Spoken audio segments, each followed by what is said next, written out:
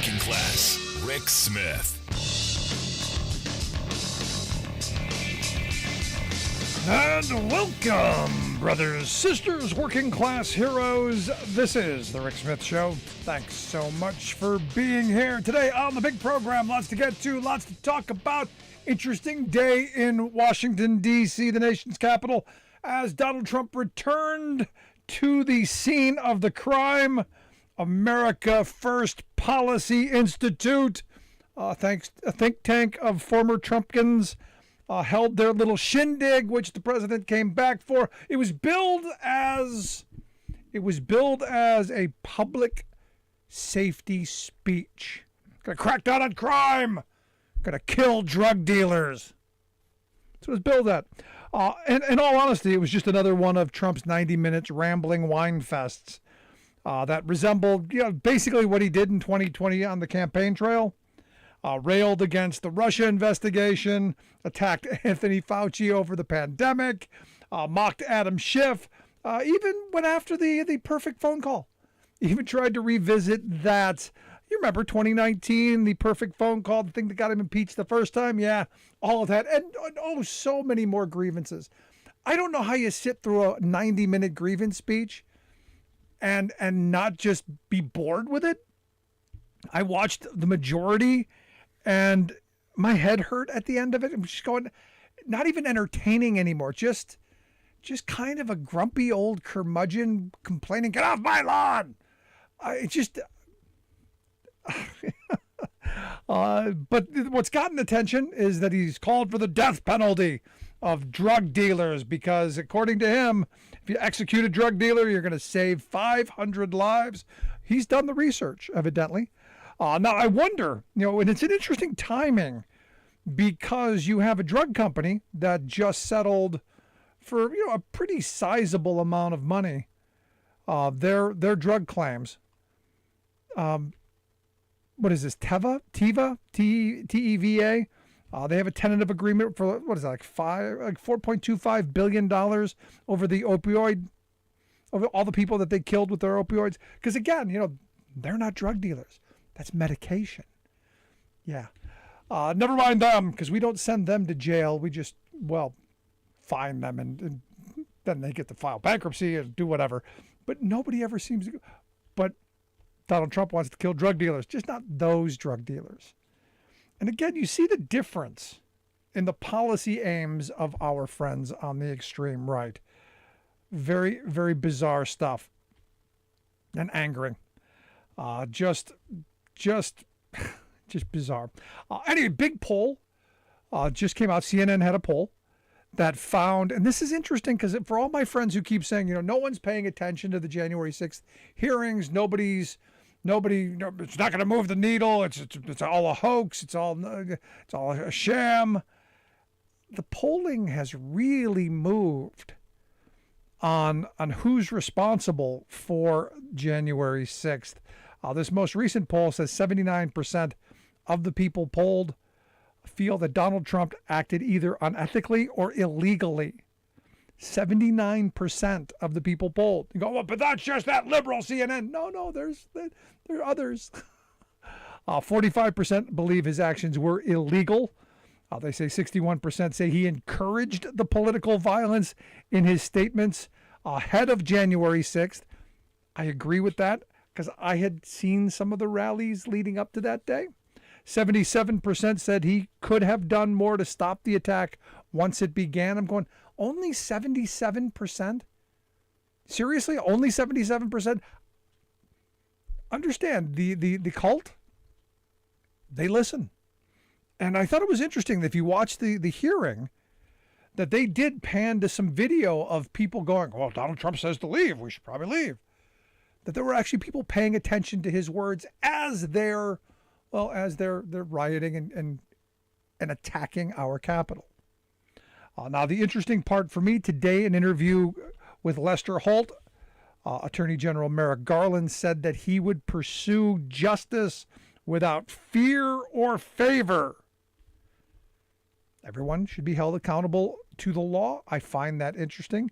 And I've been saying this for a while. I think, but they can, possibly guardedly optimistic that there's going to be something going on. And the Washington Post reported today, just breaking within the last couple of hours, that they have sources that are saying that, yep, the Department of Justice is actually investigating Trump's actions in the January 6th in a criminal fashion. This news, because I'll tell you, this is even more than I was expecting. Look, I was expecting them to go after John Eastman. I was expecting them to go after Giuliani, Bannon, the whole cabal, the whole Kukuri clan. I was expecting that. But if you're going to go after the top guy, if you're going to go after a president, you better have your I's dotted and your T's crossed. And I look at someone like Garland, I don't think he's political. I really don't. I thought at the time when Obama put him up for a Supreme Court justice, I had two thoughts. There's the partisan side of me that said, no, I don't think he's in line enough with, where I would like to see, policy things go, but then I'm like, no, he's like the perfect guy to have on the court because he's not really political. He's a very moderate kind of, hey, this follow the law kind of person. So to see this going in that direction, interesting. And hopefully something that does bring accountability. Because I think this has to be done it has to be done in the full sunlight, has to be done in full public. It has to be done right out for everybody to witness and to watch. And look, bring on the cross-examination.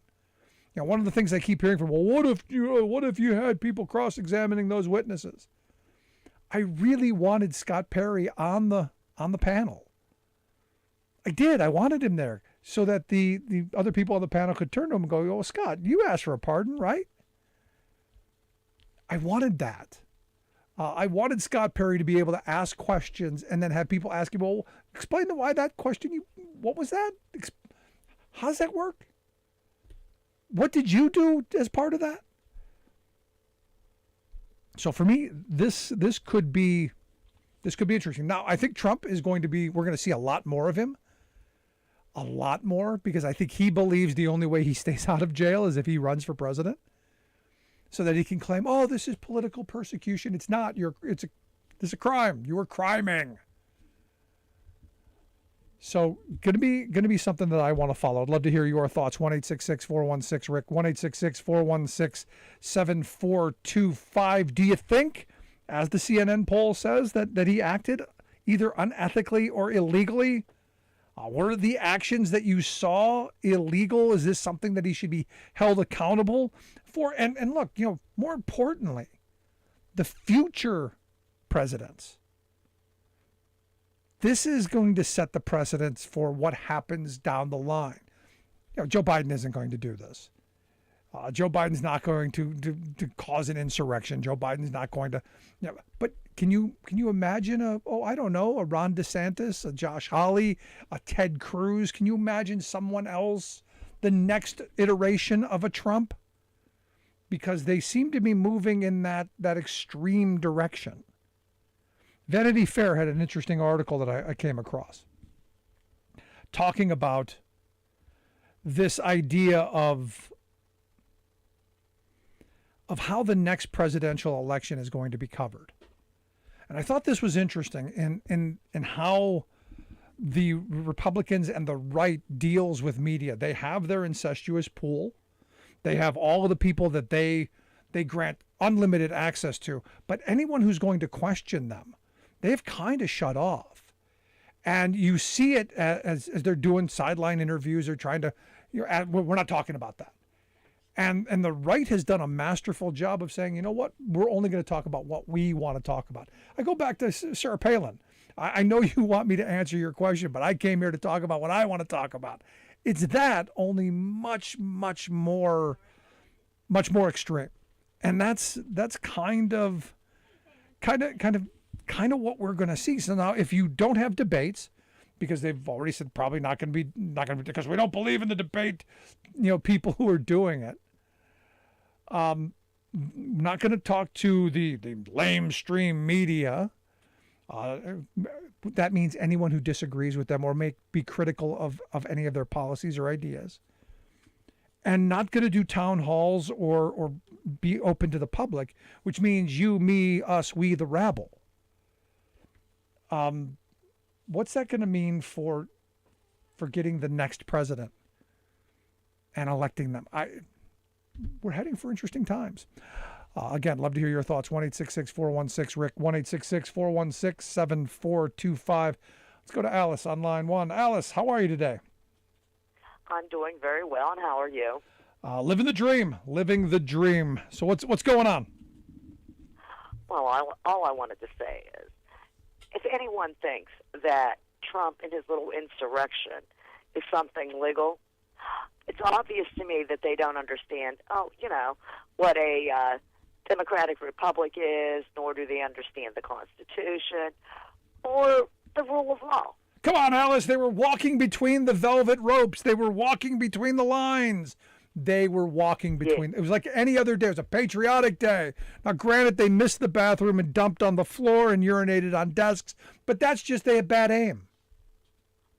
Yeah, and if they try to tell me that story, I'm just going to look at him and tell him, I might have been born at night, but it wasn't last night.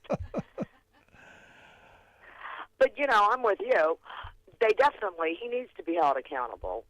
And because we all know that you have Abbott, you have DeSantis, you have some of these other lunatic right-wing GOP folks, well, he gets away with it. Oh, hey, they're going to try it, and we might not be so lucky the next time. Yeah. Now, what do you think about, I'm looking at this Vanity Fair article where they're talking about, what about the next presidential election where Republicans are no longer holding town halls? They're talking about not doing debates. They're not talking with journalists because they've got their own incestuous pool media. Do you think that's going to matter? Is that something important, you think? Well, yeah, I think it is important, especially since we're hearing, all these little, I don't want to say, let's say leaks that are coming out, of their plans to do this and to do that. I think they have a whole great big game plan that would, let's say, shock some of the saner Republicans, but those of us on the left that still have a little bit of sense would be going, yeah, sounds about right. No, it is what they've been telling us for years. I mean, I actually had a friend not too long ago. I can't believe they overturned Roe. I can't believe they went that far. I go, have you not been paying attention? Have you not been listening for the last 20 years? This has been the goal all along. What have you missed? Why have you not heard this? Well, I have to agree with you. I think, and the politicians on the left have a tendency to do that also. They do the, oh no, that's just rhetoric. They don't mean anything by it. And the rest of us are going, excuse me, what part did you miss here? Exactly. What part did you miss? When they tell you who they are, believe them. It's that simple. And I do. I believe you. You're going to tell me something, I'm going to believe you.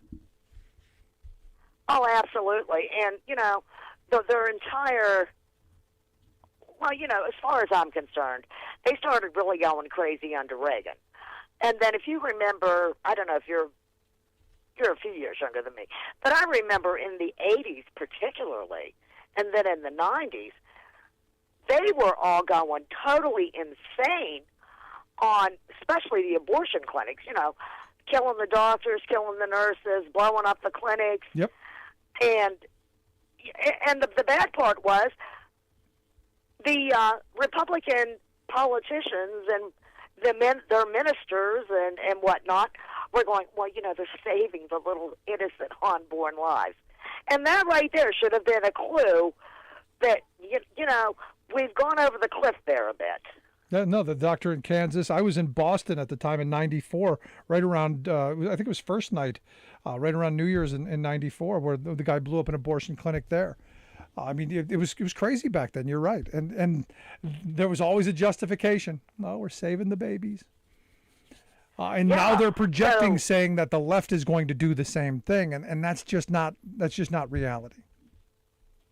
No, and the part that kills me is they're the ones that's telling everyone. Well, you can't be educated and learn this, and you can't read that, and you can't marry this person, and you can't identify with this gender. And, well, you know, you have to have all these kids, whether you want to or not. And we really don't think that you should use birth control. But you got to watch out for those Democrats because they're coming for all your rights. Yeah, they're coming for your guns. That's the only right that matters, your guns. I just sat there and shake my head and go, you know, really? I actually feel like I'm in the middle of an insane asylum sometimes when I have, because I told you, this little hamlet that I live in. There's me, my husband, and one other sane person. Everyone else is Trump Republicans. And I just feel like I'm in the middle of an insane asylum sometime when they start spewing. And I just want to shake them and go, please, go get some electroshock therapy and some heavy-duty psych drugs. But you have a good evening, Rick. Thanks, Alice. Appreciate it. Yeah, but here's the thing, and this is where I keep coming back to. Eventually, we're all in the Shark Tank. And they may be going after someone that you go, yeah, we should go after them, those abortionists. Eventually, no one's going to be pure enough in conservative world. No one ever is. That's the sad reality. Love to hear your thoughts. 1-866-416-RICK, 1-866-416-7425. You got a thought, question, comment, want to hear it? Also, email me, rick@thericksmithshow.com. If you miss any portion of the program, make sure you download the podcast. Wherever you get yours, you'll find ours, from iTunes to iHeart to Stitcher to Podbean, everywhere in between. Quick break, right back after this. Stick around. You're listening to The Rick Smith Show.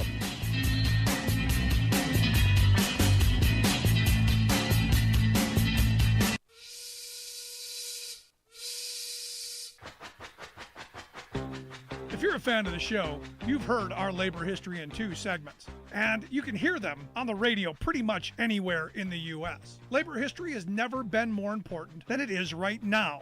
So here's what we'd like you to do. Tell a teacher. Tell a teacher that labor history is important and that they can get digestible 2-minute lessons that are absolutely free. Free to download, free to use, free to share. Tell a teacher to go to thericksmithshow.com/history and help us put labor back where it belongs, in the classroom. You know, generations of American workers fought, bled, and died to build the American way of life. It's our job to keep their stories alive. Go tell a teacher that we're here to help them do just that. Find us at thericksmithshow.com/history today.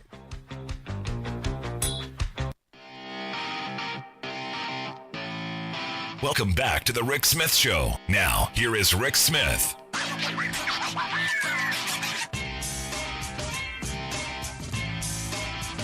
So some good news coming out of the Senate, and I don't say that sarcastically. This is actually some pretty good news. A 64-32 cloture vote actually got some Republicans to come along and vote for the CHIPS Act. This is going to help the semiconductor industry move, production back to the U.S. And look, I'm someone who's always been against the idea of handing out welfare to corporate America, but I know we're in a moment, and this is where I'm in this spot. I know we're in a moment where the only way we're going to reshore manufacturing is if we help subsidize it. And I know there's nothing drives me crazier because we subsidize the move out of the country. We're going to have to subsidize it to come back and help rebuild some of that. And that's why I think it's so important that this actually gets done. Now, I understand within the next day or two, they're going to have the actual vote. Speaker Pelosi says that it's going to move through the House. It should get to the president's desk pretty quickly. So this another big win. So for all those people who say, Joe Biden hasn't done anything, you think about it. You got the American Rescue Plan pushed through, did some real good things. You think about the infrastructure bill that the previous administration couldn't get done and didn't really want to. And now this, you think about a little bit on gun reform. This administration, given the fact that we've got a divided Senate the way it is, actually moving some pretty decent stuff along. Granted, Biden was not my first choice, but I think he's done a heck of a job. Just my thoughts. Let's go to the phones. We got Mark on line 2 calling from Chicago. Mark, how are you today? Pretty good. How are you? Living the dream, my brother. What's on your mind? You know what? The Republicans don't have to worry in their own minds about having debates or anything like that, because in their own minds they have mastered voter suppression. They have mastered voter intimidation that they're going to do at the polls. They've mastered removing people from the voting list. If you're registered to vote, make sure you check and see if you're still on the voting list. They've mastered things like caging people. You know what caging is? Absolutely. They send out cards to make sure that you still live where you live, and if you don't pay attention and you don't send the card back, then they remove you from the voter roll because they assume that you don't live there anymore. And unfortunately, they've also mastered getting enough judges on their side and have the majority of the Supreme Court. So a lot of this stuff really is not protected by the courts, because the courts are involved in the whole thing. It's like a reticulating python, and slowly, they've been encircling us and squeezing, and encircling and squeezing, and now they have gerrymandering that they can do, the things that they have mastered, just like with the low population states. Why the Democrats didn't figure out, it's a no-brainer, why they didn't figure out that the low population states are so easy to take over. Of course, you need money to do it, and you also have to have a corrupt mind to do it.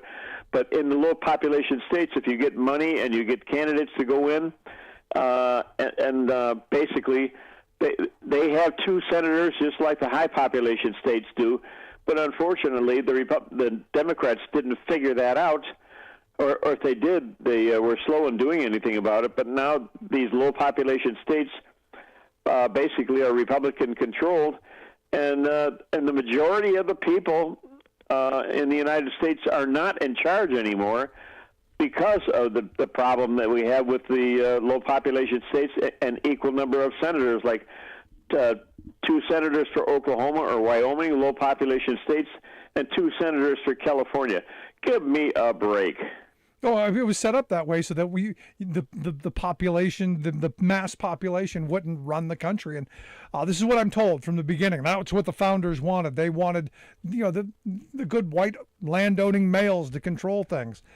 But you're right. You go back to 2000. We were purging people off the voting rolls back then in Florida. 2004, you had the caging. 2012, you had the voter ID things to keep people from voting. They're masters at it. And coming up in October, we're going to be coming to Chicago doing a movie event with Greg Palast on his movie Vigilantes, Georgia's vote suppression hitmen. So look forward to that. We're going to be coming your way. We're securing a place to show the movie. And hopefully folks will come out in your area and participate. Greg's going to come out and give a presentation, and hopefully we engage people to get out and vote, because I think this is an important election.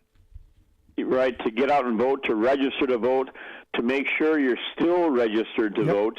There you go. And I'm hoping that we have some good-hearted billionaires like Bloomberg and some of the other guys that they have the money to do it, that they start to rally and to fight against some of these things that the Republicans are doing. Absolutely. We got a lot of work to do, Mark. I really hate to say this, but it doesn't look good unless we really rally and fight back. Yep, got to go. Appreciate the call, Mark. Thanks so much. Look forward to talking to you again real soon. Quick break, right back. Stick around. You're listening to The Rick Smith Show. I'm Rick Smith, and this is Labor History in 2.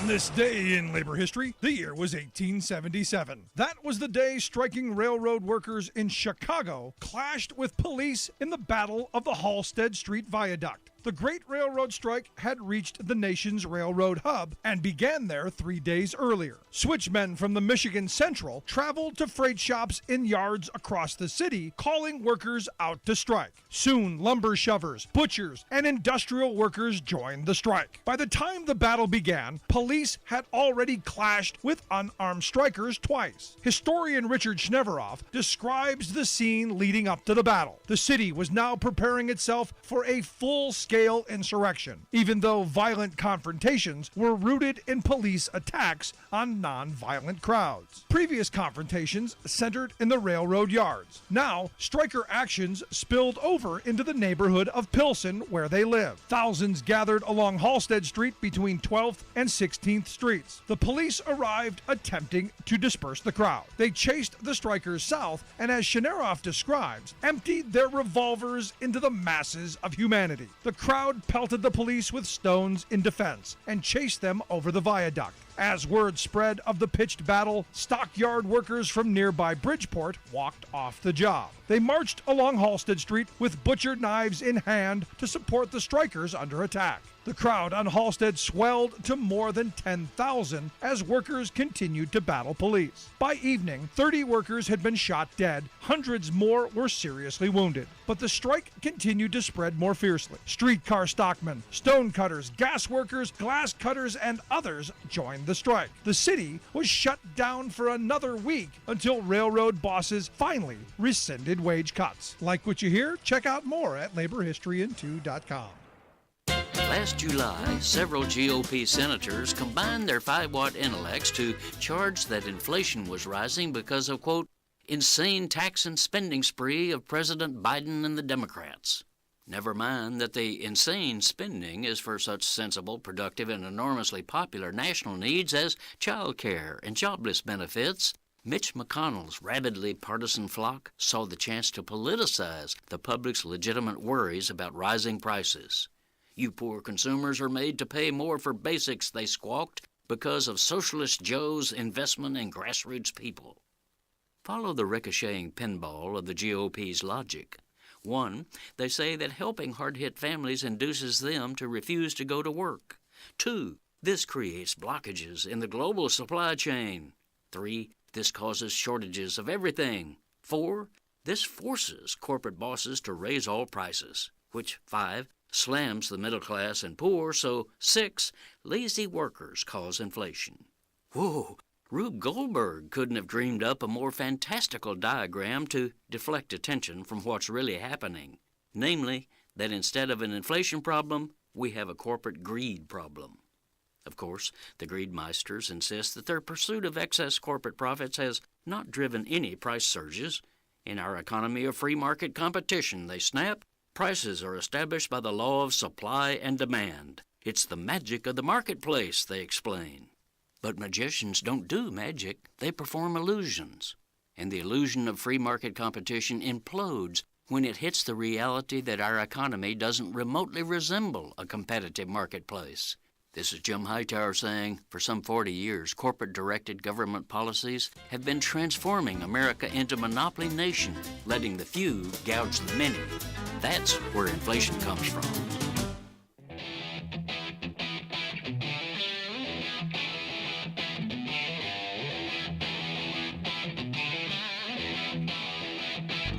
Welcome back to the Rick Smith Show. Now, here is Rick Smith. So as we talked about the other day, the Trumpkins are talking about this Schedule F. The idea that our dear leader, if he's ever reelected, or His Excellence, as the Taliban leader would call him, that he liked very much. And that was his speech, that was his words, not mine. But His Excellence would be able to hire and fire anyone, making patronage great again. And I said, how would this affect our federal workforce? What would this mean for us? And I thought the best thing to do was reach out to somebody who would know. That's why I've asked my good friend Phil Glover to come share some thoughts with us. Phil is the National Vice President of District 3 for AFGE, the American Federation of Government Employees. Phil, thanks for taking time for us. Hey, thanks, Rick. I appreciate it. So we hear this. You have me back on. We hear this Schedule F, and first thing I thought about was taxes. But I'm going, what exactly is this? What would this do? What would this mean for you and your members? Yeah, if you just do a Google search, that's the first thing that pops up as a tax Schedule F. This goes much deeper than that. This is an executive order that was created in October of 2020 by the Trump administration, by President Trump. It's Executive Order 13957. And what it creates is a schedule of employees that the agencies can put people into that basically makes them completely at-will employees. So they can be hired and fired at will with no cause, drastically changing the civil service. Civil service since Truman, I believe, when he was a senator, he got involved in this issue of patronage. And they created the civil service to stop people from hiring and firing everybody when they came into government, so that you had a continuation of service to the American public. And that's what this would go back to, essentially. Yeah, I mean, you talk to any conservative, and there's this visceral hatred of the civil service system, and I got to tell you, I you can agree or disagree with me. I think it's racially motivated. That's my view, because everybody I talk to, the first thing they talk about is it's a racial motivated thing. I don't know if it's that. I think it's a control issue. I think they believe that somehow the federal sector, we're all sitting down here, like when I worked at the Bureau of Prisons, and a Republican administration comes in and here's their agenda, and we're sitting down there saying, oh no, we're not going to do this. That's really not how this goes. I mean, the thing is the secretaries are all selected by the president. They have to get confirmed by the Senate. You get those people into place, and some of them drive the agenda and some of them don't. As we talked about on this show before, Obama's administration came in, all of his agenda didn't get enacted into the federal government. Trump's didn't, Bush Jr., you name it, and Biden's isn't right now. Even though he's appointed the secretaries, down below, it takes years to change what the federal government is doing. And so, this is kind of a short-sighted look at the federal civil service. So isn't this then the argument that Trump's making then? I want my agenda in, I want my people in. Isn't this the argument? Aren't you making the argument for patronage then? I want people who are going to push my agenda on day one. We're going to get what we want, and we'll change the whole bureaucracy like we would do in business. Isn't that the argument, though? Well, that's their argument. The problem is the government is in business, and there are laws and rules and regulations in place that you have to navigate. And whether they wipe out 50,000 employees and bring in 50,000 employees, you still have to navigate laws, rules, regulations. There are requirements on how you change things. Those things take time. There are rulemaking policies that you have to send out rulemaking and put it online for so long so people have a right to, and this is the public. The general public has a right to weigh in on changes to what the government does in rulemaking. And essentially they think that would all change, but I don't believe it will. The law is the law. And so, you're not going to change the federal statutes. You can change the people, but you can't change statutes. Well, isn't that what Rick Scott wants to do with his plan? I mean, to sunset every bit of legislation and then have to re-up it every 5 years. I mean, the goal really is, if you listen to what they're saying, Phil, the goal is to do away with government entirely, privatize everything, and then in the places that government has some operational importance, to make that a patronage system of loyalty-based employment to dear leader or to his excellence. That's the world that they want. They're telling us that already, I think. Oh, I think, well, they've gone to this this idea of cronyism and loyalty tests. That's definitely what the last administration wanted. That's, and you go back to I've been in Republican administrations going back to Reagan. I've never seen that. They worked in the system, Bush Jr., Bush Sr., Reagan. This has just become an extreme thing, just like other things across government and across the country. They have just gone completely off the deep end on some of this stuff, and I'm not sure when it's going to stop. I mean, in this case, like with Schedule F, the Congress has passed an amendment in the National Defense Authorization Act to where any administration can't come in and change the titles and the rules and the schedules on what employees are under. Now, the Senate hasn't acted on that yet. We'll see what happens when the NDAA comes out of the Senate. But as of right now, the House has acted. We'll see what the Senate does. We did have some Republican support on that amendment. Brian Fitzpatrick got a PA1, was one of the co-sponsors, and so we'll see what the Senate does with that. I think it would be a good thing to do because the Congress should have something to do with how employees are going to be treated in the federal sector. You listen to the Rick Smith Show here with Phil Glover. Phil is the international vice president for AFGE, the American Federation of Government Employees, District 3. Phil, you talked a minute ago about how this function of hatred of government, and I think we've been trained to hate our government. And look, I was just looking at a poll here a moment ago by the folks at the University of Chicago Institute of Politics, and they've come up with this thing that says more than a quarter of the population feel so alienated from their government that they believe soon they're going to have to take up arms. And interestingly enough, most of those seem to be on the Republican side. Now, this is a bipartisan poll. There's a Republican pollster and a Democratic pollster. They came together to try and find, the pulse of the country. There's, especially on the right, seems to be this hatred of government and this want to tear down and destroy. And I think this is the vein that Trump and the folks pushing this Schedule F idea are really tapping into. Well, I think if you look back in history, you look at Ruby Ridge, you look at those things, some of the things that happened out west, certainly McVeigh, what happened at the Murrah building, that started all of this. There was a start to this, and unfortunately with social media,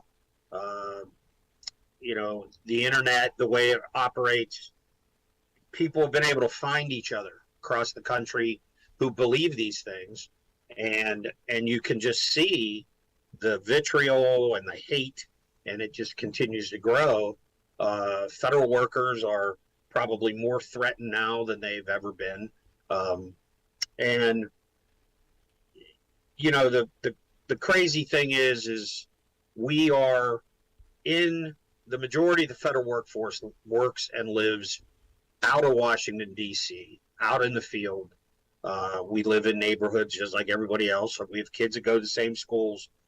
We coach. I coached Little League and soccer and everything else with people around here. And when they get into groups and they start talking about that government, they don't realize they're talking about the guy next door that works and lives in the community. And that's what we have to get people back to recognizing, that, we are not the enemy here. In fact, the federal workers that I know, they keep, communities safe. They scan the border. They make sure inmates stay inside federal prisons. All of those things, we help the military do their jobs as DOD workers. The VA protects and takes care of veterans. So, and there's a lot more. Obviously, there's right. 100 agencies. But, and I don't want to leave any out because believe me, I'll get a call after this. But, the thing is, we're people just like everybody else who has kids, families, sending kids to college, doing our work every day. And there has been this direct assault on trying to make us the other, the bad people, whatever. And it's, it can be disheartening to our members. Can be disheartening to people who go to work every day and try and do the right thing. And it's just unfortunate that you have entire news channels and internet sites created to bash the federal workforce. And it's just, something that we have to fight back on. We have to talk to people about what we do.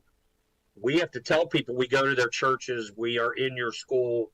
Our kids are there. We're not here to harm anybody. We're here to do our jobs as It's laid out in law and in statute and in regulation. That's what we do. So, I hope I didn't go on too far there. No. Now, you brought up the Bureau of Prisons, which back in the news now because I guess the Bureau of Prisons director, this Michael Carvajal, is leaving within a couple of days under a cloud of some pretty serious allegations. I guess inmate suicides are up, sexual abuse is rampant. There, the free flow of drugs is what they're saying. There's weapons, contrabands, all kinds of stuff, and he's just saying, well, it's a big place. Yeah, we don't know what to do. What's going on with this? I mean, I see this story, and the deflection seems to be, well, it's just bureaucracy, and I'm going, I don't know about that. What's this about? Yeah, they had a hearing today, and one of the I think the government oversight committee held a hearing today. I saw Senator Ossoff ran it as the subcommittee chair, and that was specifically or about Atlanta, I think, and problems at Atlanta. But the Bureau of Prisons. Let's go back to 2017. The previous administration cut 6,000 positions, and those positions have never been brought back. And so, and when we got Congress to add positions back, about 1,200 through appropriations, the director, not this director, Director Inch, who was there for about a minute, said, hey, my boss said to cut. I don't care how much money you give me. I'm going to cut. And so that's been the mindset since then. Carbajal is not the current administration's pick.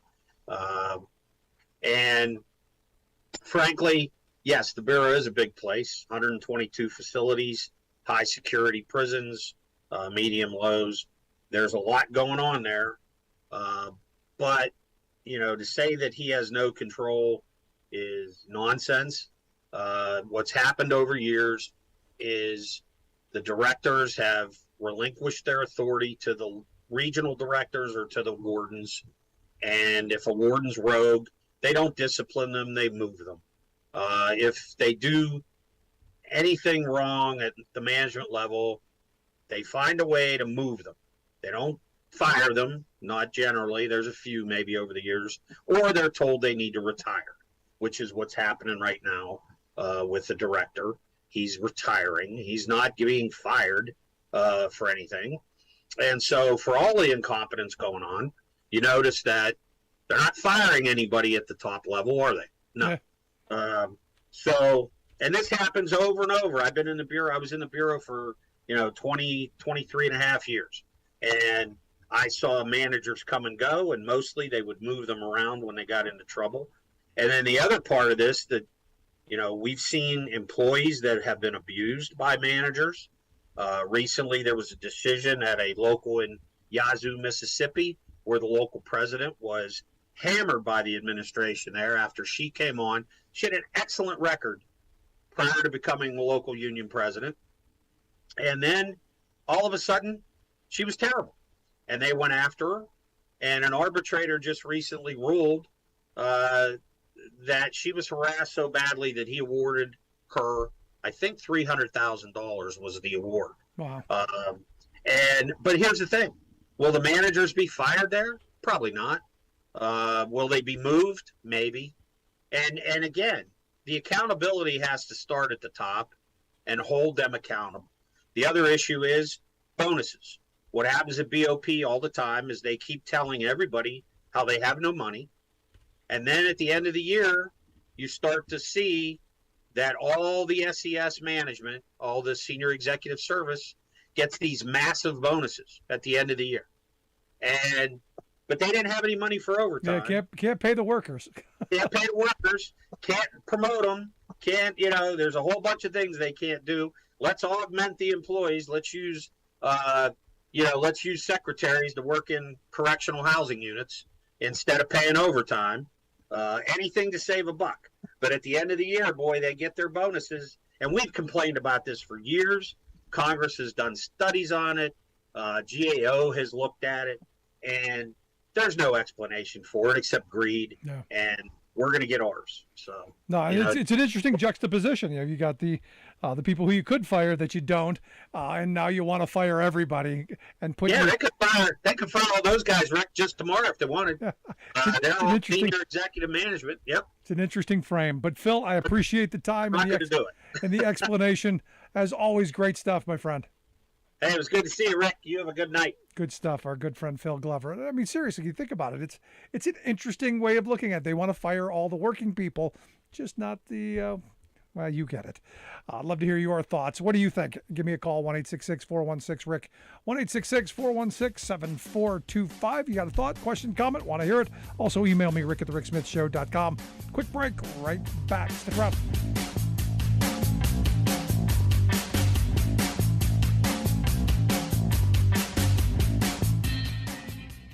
I'm Rick Smith, and this is Labor History in 2. On this day in labor history, the year was 1990. That was the day that George H.W. Bush signed into law the Americans with Disabilities Act. The ADA prohibits employment discrimination of people with disabilities and requires public accommodations to be accessible. The passage of the act was the result of years of grassroots organizing by members of the ADA community and their allies. When President Bush signed the law, he said that if he had to thank everyone who had been involved, we'd never get out of here before sunset. The passage of the act had bipartisan support, but many business leaders worried about the ADA's effect, fearing the costs of accessibility accommodations to their bottom lines. While most business leaders did not oppose the act outright, they did push for amendments and concessions to weaken its impact. The business newspaper, the Wall Street Journal, called the act, quote, the Lawyers' Employment Act, warning that a flood of lawsuits on disability issues would harm businesses. In signing the bill, President Bush addressed business leaders specifically. He said, quote, you've called for new sources of workers. Well, many of our fellow citizens with disabilities are unemployed. They want to work, and they can work. And this is a tremendous pool of people. And remember, this is a tremendous pool of people who will bring to jobs diversity, loyalty, proven low turnover rate, and only one request, the chance to prove themselves. The passage of the ADA paved the way for fundamental changes in America's infrastructure, such as accessibility ramps, spots for wheelchairs on buses and subways, and parking accommodations. This was a major step forward, yet more work remains in order to build a society truly accessible to all. Like what you hear? Check out more at laborhistoryin2.com. You're listening to The Rick Smith Show, where working people come to talk.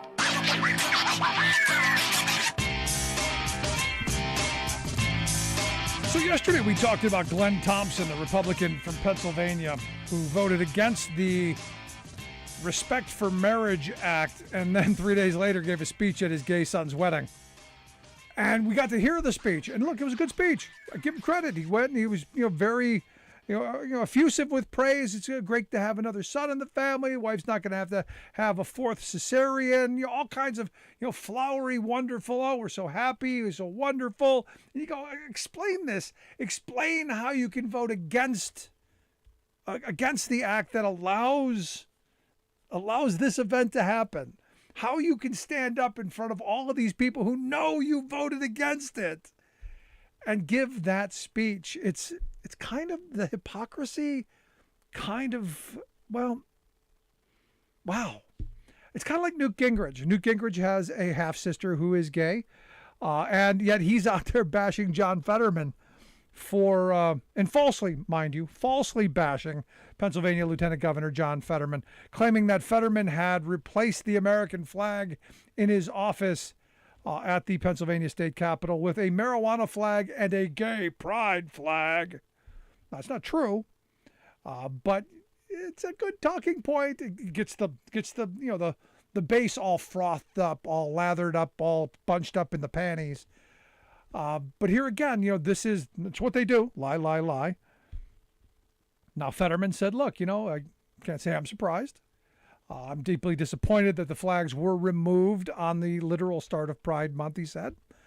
In a statement. But he goes, what's more disappointing and angering is the Republicans in Pennsylvania can quickly come up with legislation to take down flags, but not to ensure that Pennsylvania law explicitly protects the LGBTQIA plus community from discrimination.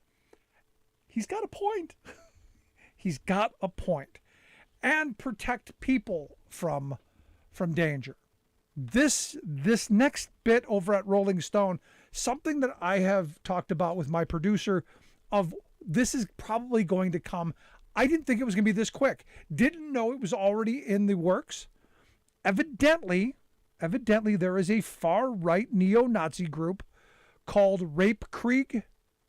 Yes, I said that right, Rape Krieg. Evidently this former U.S. Marine was plotting a mass murder, mass sexual assault kind of thing, explicitly decrease the number of minority residents in the U.S. while simultaneously increasing the number of white children by raping a bunch of white women. This is in the memo. The article says, the memo says Bellinger trained with airsoft rifles in the woods off of Long Island as part of an plot to attack the Zionist order of governments. Much of Bellinger's ideology and plotting, the memo says, is based on a desire to lessen the number of non-white Americans and to rape white women to increase the production of white children. You thought I made it up? I didn't. And we had just talked about this in the what's going to be the response to Roe. You're going to get some of the mentally diminished white supremacist nitwits, the skinheads, the Nazis, all of these upstanding, good, God-fearing Christian folk who are going to, in their twisted little narrow minds, think, hey, it's open season on women. And this, I got to tell you, just kind of stopped me. I was expecting it. I'll be honest, I was expecting it. Was not expecting it to already be in place. Because, oh, by the way, this has been, this happened back in June when he was arrested. This memo was from July 14th. This is the kind of stuff when crazy is allowed to continue to, and extremism is allowed to grow unchecked and unchallenged. When extremism is allowed to continue to fester right out in public and no one does anything, no one says anything. Or maybe this is the direction we're going. The scary thing for me, look, I'm someone who wants to be on the side of fighting for better wages, hours, conditions.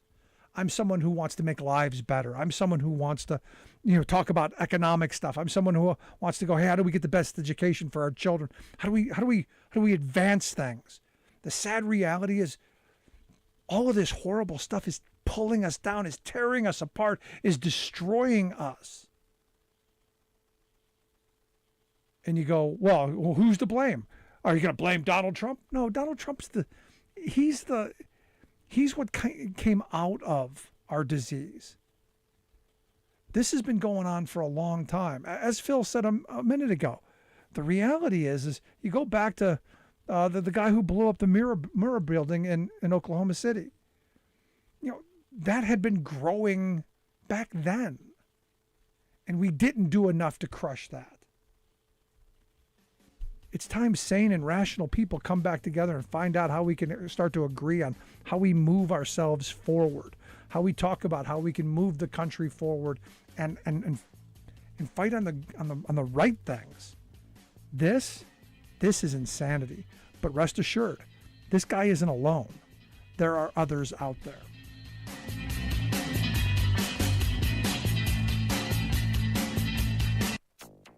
Just in the past 48 hours, the Oak Fire has exploded in size. State of emergency declared over new fire near Yosemite National Park. The previously unprecedented, is now becoming routine. Simultaneous global heat waves are now 6 times more frequent, thanks to global warming. Thanks, global warming. Plus, new study quantifies just how much climate damage rich nations have caused to poor ones. All of that damage and more straight ahead. From BradBlog.com, I'm Brad Friedman. And I'm Desi Doyen. Stand by for 6 minutes of independent green news, politics, analysis, and snarky comment. According to CBS News, brutal and dangerous temperatures were felt from California to Massachusetts. Okay, CBS News, just say America.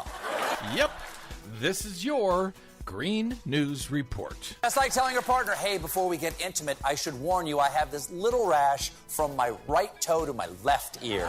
Okay, Desi Doyen, yeah, it has been incredibly hot across, well, much of the entire country over the past few days, yes, although it is beginning to cool down a bit in some of those places. That said, what do you got for us today? Well, California Governor Gavin Newsom has declared a state of emergency, unlocking more federal support to help defray the costs of battling a new, fast-moving wildfire near Yosemite National Park that exploded in size over the weekend. That's different than the one last week that was threatening those giant sequoias. Yes. In Yosemite? Yes, it's a new, different one, and the sequoias so far are okay. Good. State fire agency CAL FIRE says the new oak fire is exhibiting, quote, really unprecedented fire behavior. Bad. And in just 48 hours became the state's largest wildfire so far this year, burning out of control through tinder dry forests amid an historic drought and intense heat. It has forced the evacuation of at least 6,000 people in the surrounding areas at the height of the summer tourist season.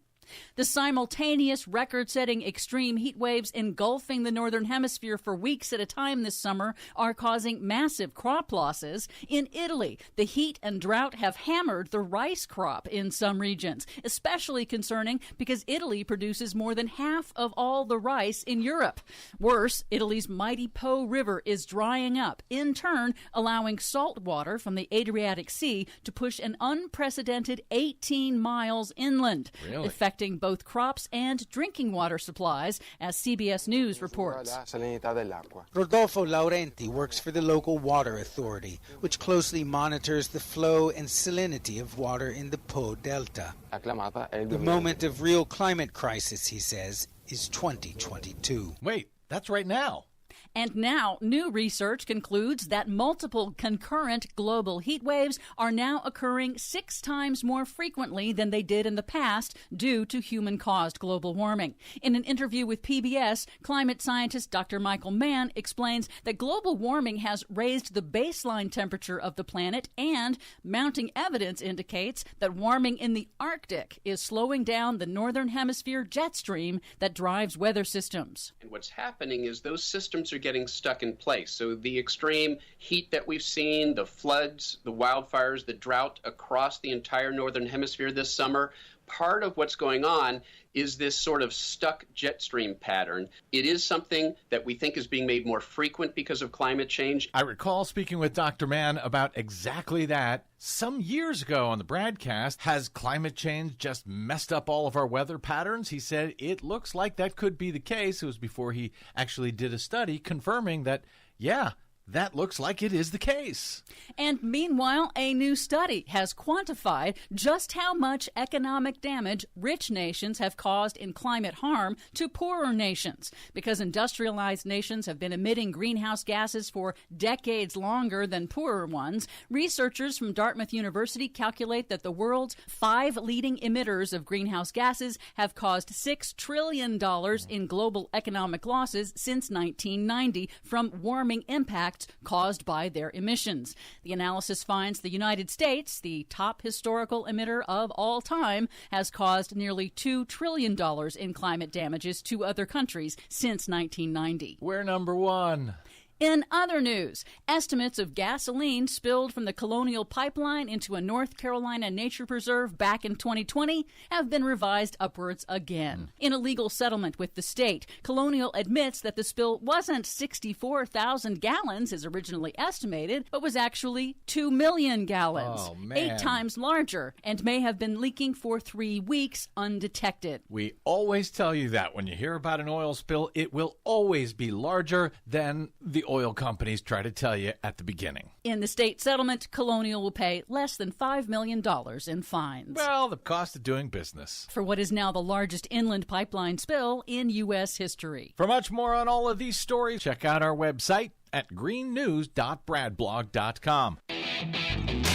Are you tired of think tank approved corporate news and commentary? Are you tired of CEOs telling you what to think, who to hate, and who to vote for? Well, welcome to the Rick Smith Show. We don't take orders from some boardroom, and we don't do focus groups or talking points. We don't work for them, and we never will. I'm Rick Smith, and I work for you. Join us daily at thericksmithshow.com and download the podcast and never miss a minute.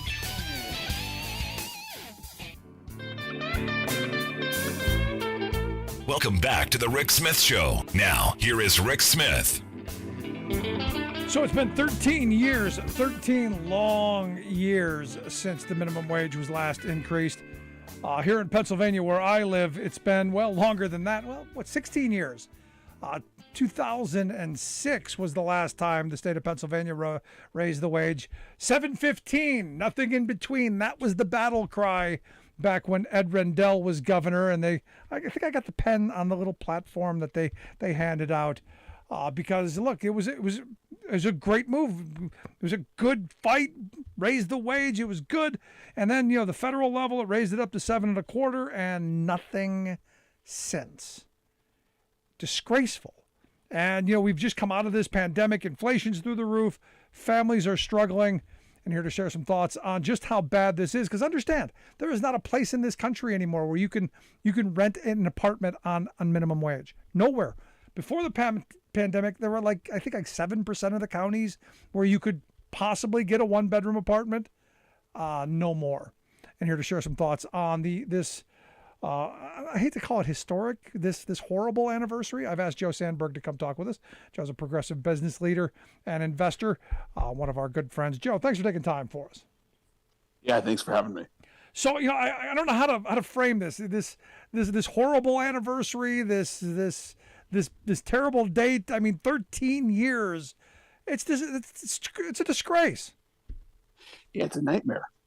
I mean, it's a nightmare for millions of people who are living a betrayal. I think one of the things that makes people most angry is that when we're kids, we're told that if you work hard and play by the rules that you can get ahead in America, and it's proven to be a total lie for most people.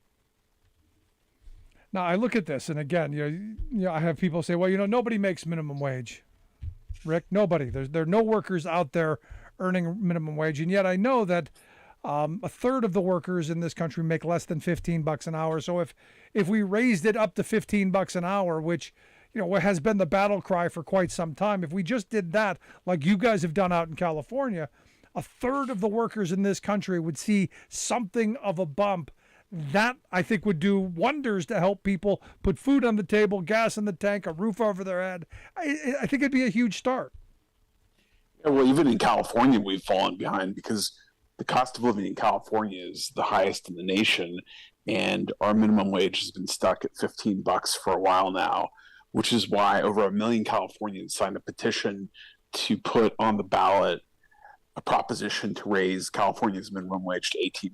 So in 2024, California voters will get to vote to raise it to $18 because cost of living has gone up so much. And, if the minimum wage had kept pace with productivity since 1960, it would be over $25 today.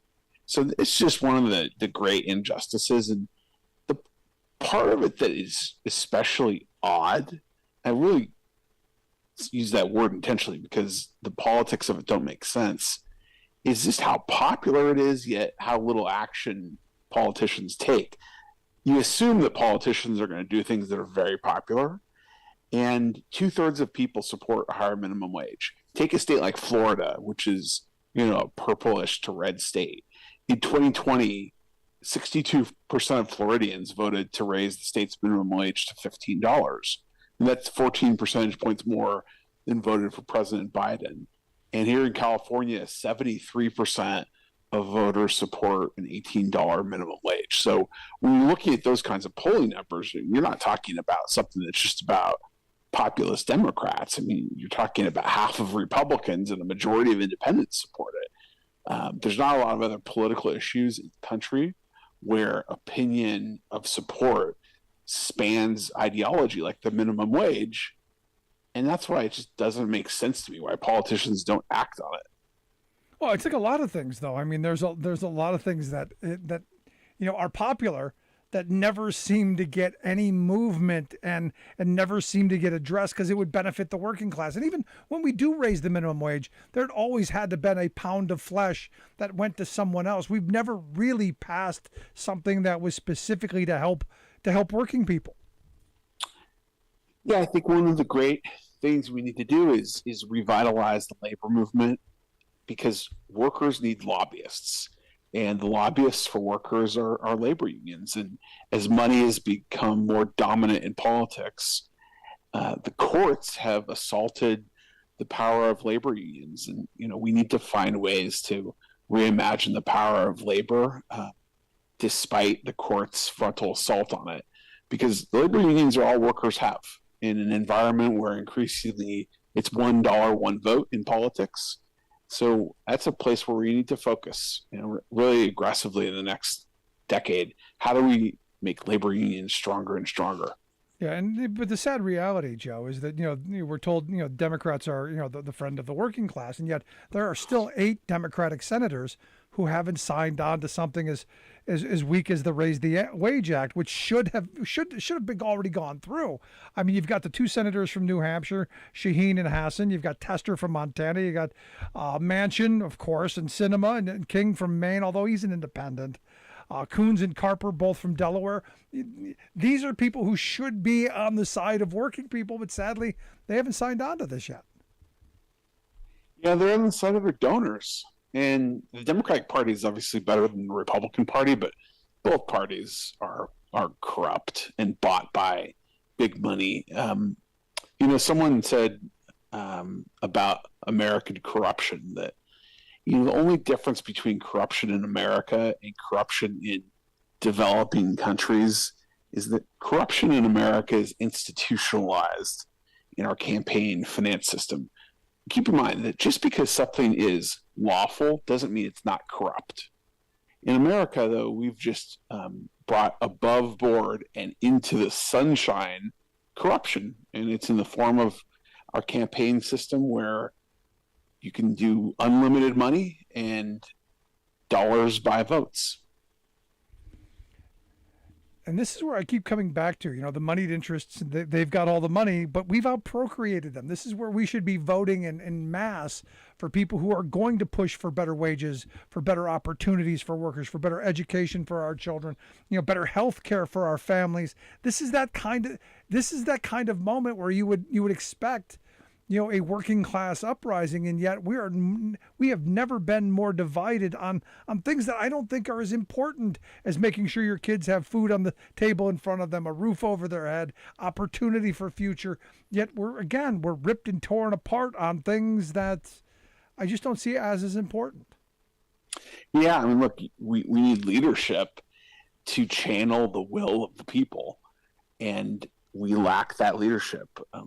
Every time some populism arises in the Democratic Party establishment seems more intent on crushing that than it does on passing good policy for workers. Now, one of the tweets you put out yesterday that I found very interesting and telling is you put out a tweet that said a Big Mac in the state of New Hampshire cost $4.83. A Big Mac in the state of Washington cost $4.67. So a Big Mac in Washington state cost less than in New Hampshire, and yet the minimum wage in the state of Washington is for all intent and purposes double what it is in New Hampshire. So the question then comes to me, where'd that money go? Where's that wage? Where's that price difference? You talked about productivity a moment ago. Had the minimum wage kept up with productivity, but $25-26 an hour.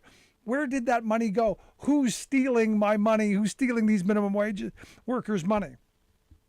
Well, you used the right word. It's structural, institutionalized wage theft, and it's being perpetuated by the shareholder and ownership class in America. I'm glad you mentioned that Big Mac tweet, because it debunks a big lie. There's this, idea that if you raise the minimum wage, we'll have $30 hamburgers. The thing about that is it's just totally false. And the price of burgers in Washington and New Hampshire speak to the falsehood of that. As you mentioned, Washington State has twice the minimum wage as New Hampshire, and the cost of burgers are basically the same. The only difference is where minimum wage is higher, the shareholders and the owners make a little bit less. But here's the irony. In the long run, actually, business owners do better when the minimum wage is higher, because when you pay workers more, then they as consumers can spend more at businesses. So in the short run, business owners are being short-term greedy and long-term stupid by not paying workers more. When you pay workers more, you create long-term demand for the goods and services that you sell. So why, yesterday we had Erica Payne on from the Patriotic Millionaires who said the exact same thing. And, I've talked to a number of very wealthy people who've said the same thing. We've had Morris Pearl on a number of times who exact same thing. As a business person, I want customers to come in. I want people to have disposable income so that they can help my business grow. Why is that not what we're hearing out of the business roundtable? I know back, before the pandemic, they had this grand epiphany where they were going to start caring about the community. They were going to start caring about customers. Most laughably, they were going to start caring about their employees. How come they're not saying this stuff?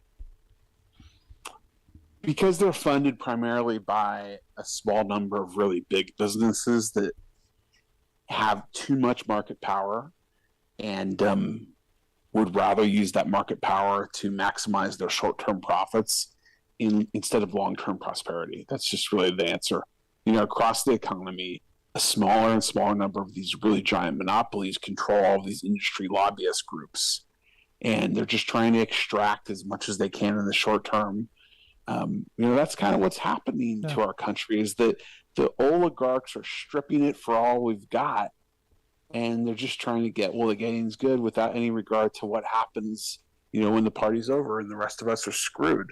That's interesting you brought that up, because I've been accused of being anti-business, and I say, no, I'm anti-monopoly. Exactly. I'm very pro small business. I want to help the person on Main Street. I want to make sure that their business grows and thrives. I want to make sure that their workers have health care and retirement security and all of the things that every working person should have so that they can participate in this economy.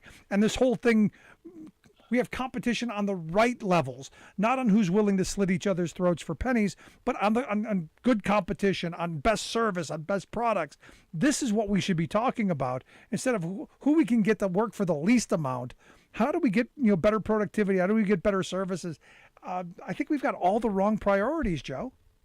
Yeah, totally. Actually, this is one of the areas where I think the Democratic Party, there's lots of ways the Democratic Party needs to do better. One of them is being able to differentiate between the problems that monopolies and giant corporations create versus the trumpeting and encouragement we got to do of small businesses and entrepreneurs.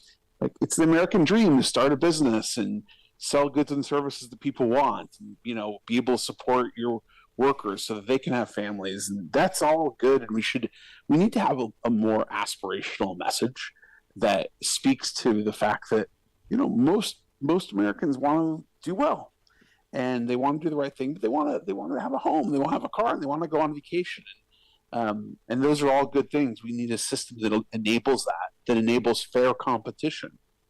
And if you can make better stuff and you have better ideas, it's okay for you to make more money, provided that no one should be without their basic needs. But this whole system's gotten bastardized into an economy where you have, a couple hundred companies in a $15 trillion economy that dominate it, where we have, handfuls of companies that are worth $1 trillion, an amount of money that you can't even wrap your head around. Yeah. And, we need to separate the remedies that those market monsters require versus then make it easier for people to start small businesses and be entrepreneurs.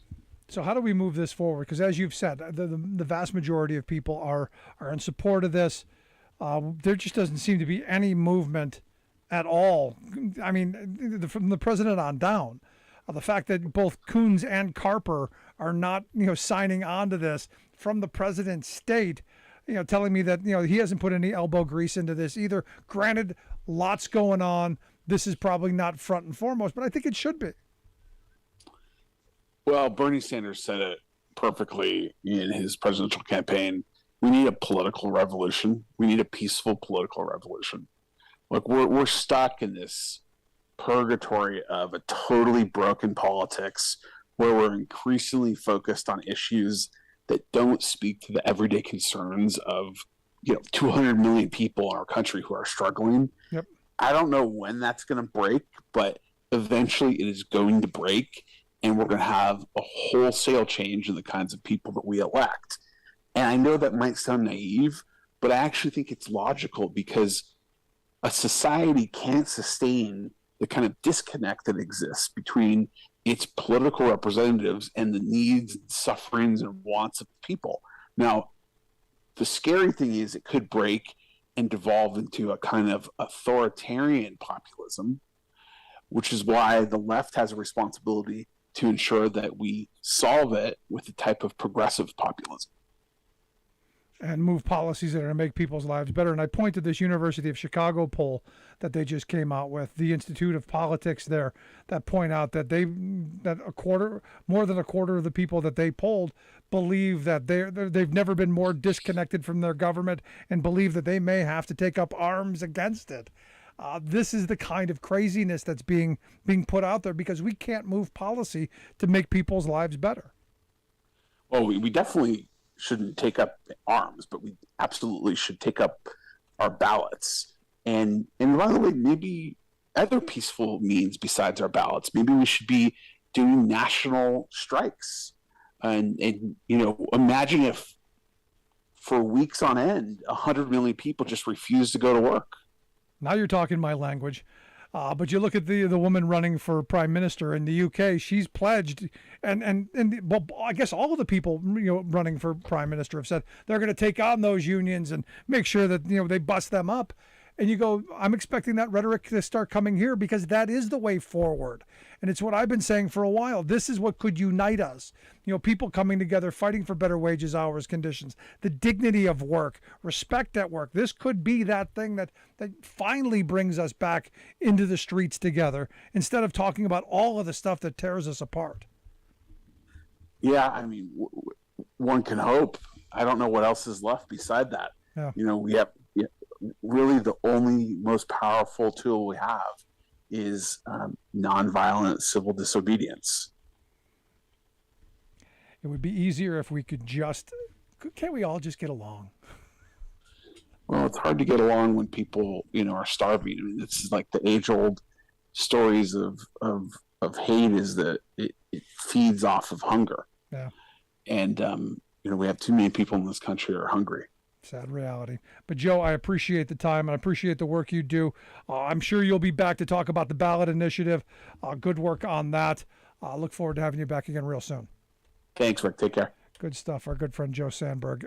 I think that's fabulous. In states that have ballot initiatives, that's what we should be working on. If our elected leaders won't do it, we got to do it ourselves. Love to hear your thoughts. Email me, rick@thericksmithshow.com. Quick break. Right back.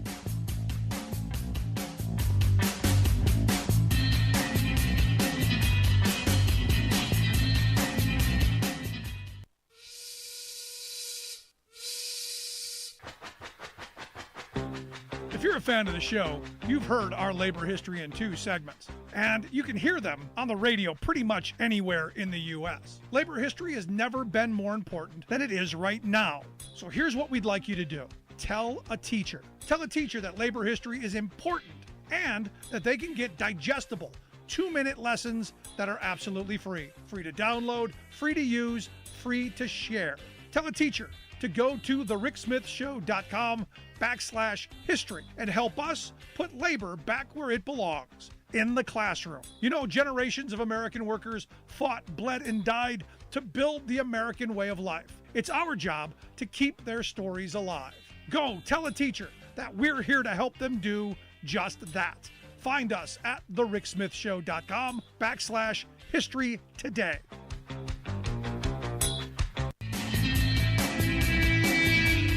Welcome back to the Rick Smith Show. Now, here is Rick Smith.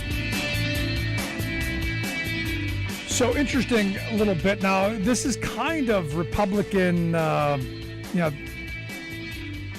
it's conference time. They're having all their big shindigs. You just had the America First Initiative and Institute, whatever the Trumpkin thing is. And then you had the Turning Points Nazi rally last weekend. Coming up, you're going to have the other Nazi rally for older people. So you had the Nazi rally for kids. You had the Orange Menace rally here going on now, and then the Nazi rally for older people, CPAC. And look, CPAC wasn't always crazy. I mean, they were always on the pushing the envelope, never like this.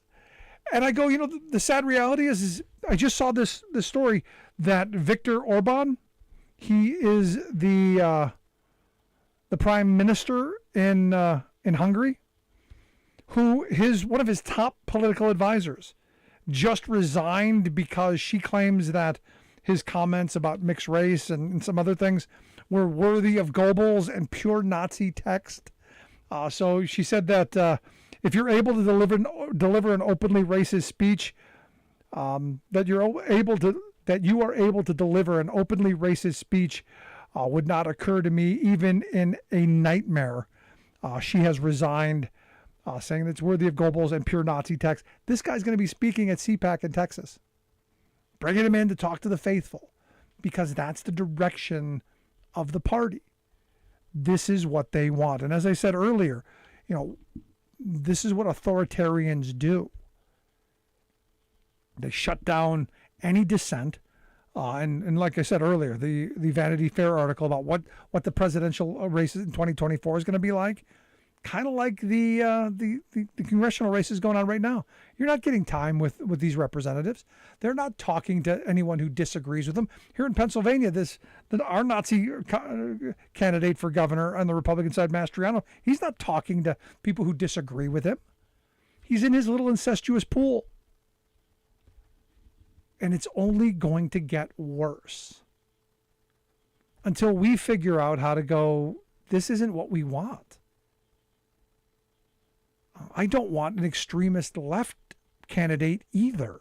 I want someone who's going to say, what do we need? We need workers to be able to make decent wages, have decent working conditions, have an opportunity for the future. I don't think that's radical. And you poll test that across the economy, not radical. People believe that if you work hard, you play by the rules, you get ahead. That seems reasonable. People believe in life, liberty, pursuit of happiness. Put down the outrage candy. Turn off the insaniacs. But we've been put in this polar world of I've got my team hat. I bought my team hat. I got the shirt. I'm on the email list. And I'm never going to listen to the other side. We're never going to talk. And I've never seen it this bad. Never. Because I'm willing to engage anyone.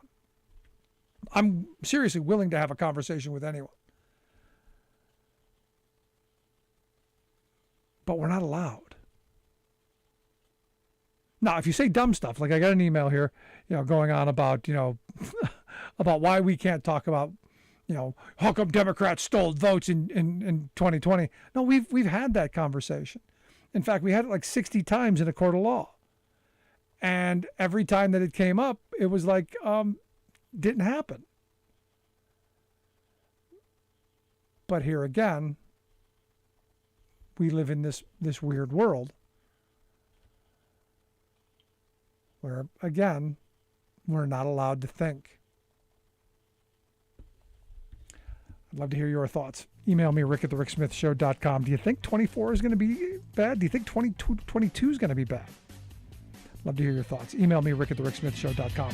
Quick break. Right back.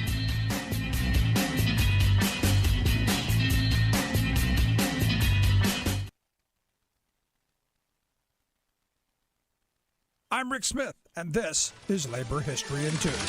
On this day in labor history, the year was 1990. That was the day that George H.W. Bush signed into law the Americans with Disabilities Act. The ADA prohibits employment discrimination of people with disabilities and requires public accommodations to be accessible. The passage of the act was the result of years of grassroots organizing by members of the ADA community and their allies. When President Bush signed the law, he said that if he had to thank everyone who had been involved, we'd never get out of here before sunset. The passage of the act had bipartisan support, but many business leaders worried about the ADA's effect, fearing the costs of accessibility accommodations to their bottom lines. While most business leaders did not oppose the act outright, they did push for amendments and concessions to weaken its impact. The business newspaper, The Wall Street Journal, called the act, quote, the Lawyers' Employment Act, warning that a flood of lawsuits on disability issues would harm businesses.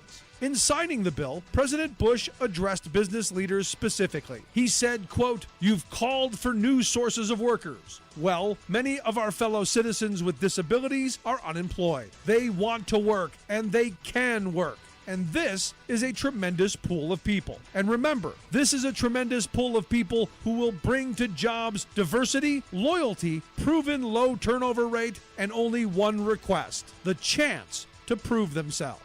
The passage of the ADA paved the way for fundamental changes in America's infrastructure, such as accessibility ramps, spots for wheelchairs on buses and subways, and parking accommodations. This was a major step forward, yet more work remains in order to build a society truly accessible to all. Like what you hear? Check out more at laborhistoryin2.com. Last July, several GOP senators combined their 5-watt intellects to charge that inflation was rising because of, quote, insane tax and spending spree of President Biden and the Democrats. Never mind that the insane spending is for such sensible, productive, and enormously popular national needs as child care and jobless benefits. Mitch McConnell's rabidly partisan flock saw the chance to politicize the public's legitimate worries about rising prices. You poor consumers are made to pay more for basics, they squawked, because of Socialist Joe's investment in grassroots people. Follow the ricocheting pinball of the GOP's logic. 1, they say that helping hard-hit families induces them to refuse to go to work. 2, this creates blockages in the global supply chain. 3, this causes shortages of everything. 4, this forces corporate bosses to raise all prices, which 5, slams the middle class and poor, so 6, lazy workers cause inflation. Whoa, Rube Goldberg couldn't have dreamed up a more fantastical diagram to deflect attention from what's really happening, namely that instead of an inflation problem, we have a corporate greed problem. Of course, the greedmeisters insist that their pursuit of excess corporate profits has not driven any price surges. In our economy of free market competition, they snap, prices are established by the law of supply and demand. It's the magic of the marketplace, they explain. But magicians don't do magic, they perform illusions. And the illusion of free market competition implodes when it hits the reality that our economy doesn't remotely resemble a competitive marketplace. This is Jim Hightower saying, for some 40 years, corporate-directed government policies have been transforming America into a monopoly nation, letting the few gouge the many. That's where inflation comes from.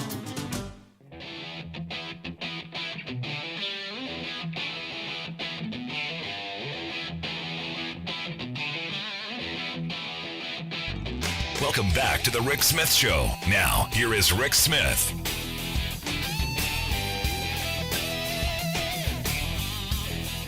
So we've been talking a lot about the minimum wage. We've been talking a lot about the job creation. We've been talking a lot about the reality that many of these jobs not quite what they should be. And as I've been saying from the beginning, this is where unions play a huge role in leveling the playing field, making sure that all workers are treated with dignity, are treated with respect, and can earn a livable wage. That's why I've asked Rose Qatar to come talk with us. She's the Associate Director of the Poverty to Prosperity Program there at the Center for American Progress. They've got a new piece out on our Latino workforce and some of the discrimination that they're facing. Rose, thanks for taking time for us. Thanks for having me. So you've got this new report out, and so walk me through. You start off with Latino workers and Hispanic workers, and some of what's the difference? So we're clear on terms. So basically, the report looks at the Hispanic and Latino community, but instead of homogenizing the population, we look at what are the subpopulations that make up this community. So we look at what are the employment rates for Mexican men and women, what are the employment rates for Guatemalan men and women, and so on. So there's not really a difference between the two terms. They're interchangeable, is what I'm getting. So the two terms are different. So Hispanic refers to those from Spanish-speaking parts of the world, whereas Latino doesn't necessarily refer to Spanish-speaking. But the purpose of the report wasn't necessarily to dig into what those two terms meant, but it was to look further at who makes up this community. No, because the reason I bring this up is one of the things that my friends on the right love to do is they love the fact that we divide ourselves so neatly into little groups. You know, white, black, male, female, gay, straight, we have all these divisions. And even my union brothers and sisters, they divide themselves up. So I want to make sure that we're all kind of going in one direction, because the more we divide ourselves, and this is my theory, the more we divide ourselves up amongst ourselves, the easier it is for the other side to divide us even further. So when I see this, I go, okay, look, all jobs should be good quality jobs. Everyone should have a good job. How do we get to that place? I want to make sure we're talking on the same terms. If that makes any sense.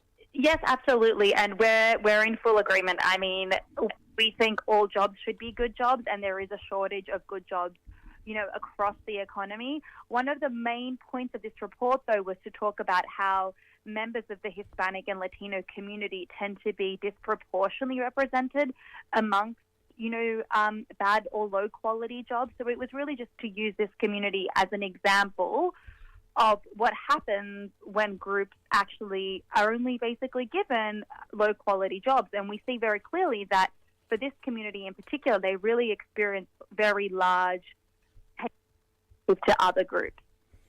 And I'm now, again, because when we have these conversations, I like to think about some of my more angry Republican friends who love to throw out, well, my grandparents came back here from the old country and they had to do this and they had to suffer these indignities. So what's a response to that? I think I know the answer, but I want to hear you say. I mean, and I think actually this community is a perfect example. This community in particular has extremely high employment rates. These are workers who are working. It's not that these people aren't working, they are working. The issue is that they tend to just be occupying low-pay work. Right. And that isn't a fault of their own. It's like these tend to be structural reasons. They tend to not really have access to other types of jobs. Now, in looking at the report, are we talking about documented workers, undocumented workers, or across the spectrum? So this is across the spectrum. So we don't take a look at whether or not a worker is documented or not. But regardless, amongst Hispanic and Latino community, like immigration reform is just one aspect of a broader suite of measures that's needed to build their economic security. Like 2/3 of Hispanic and Latino individuals living in America were born in America.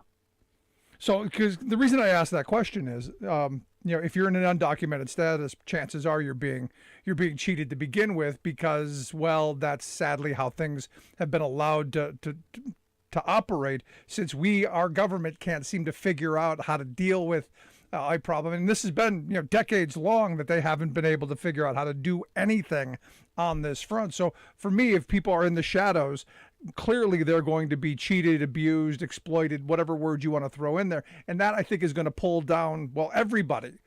Or do you think I'm wrong? No, I think that's absolutely right. It's very clear that, immigrants or otherwise do face added complications to finding quality employment, and that has impacts on broader groups as well.